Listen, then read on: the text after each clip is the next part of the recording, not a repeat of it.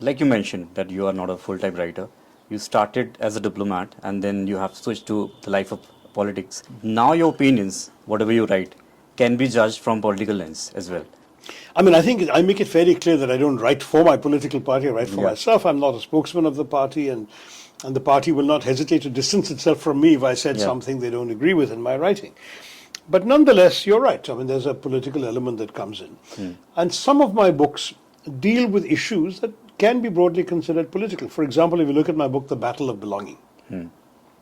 The Battle of Belonging is a real attempt to study Indian nationalism and patriotism and what it means to be an Indian. And that's something that obviously I have a point of view on, but it's also deeply researched. I go into the history of nationalism worldwide. I talk about what constitutes. I have extensive reading and quotations from various scholars as well as thinkers, politicians around the world. So it's a solid book that a student can read and value, a scholar can read and value, and some have. But at the same time, it is a book that advocates my view of India as a politician also. So I can't be exempt from that charge.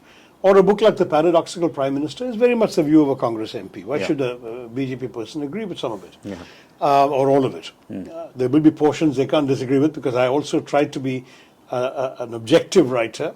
I want my writing to stand up as good writing, irrespective of the political content that people may or may not like. And then finally, I would say that my political biographies, they're objective. I'm not uncritical of Nehru, I'm not uncritical of Ambedkar, but they're basically written about people I admire. So yes, to that degree there is a political point of view.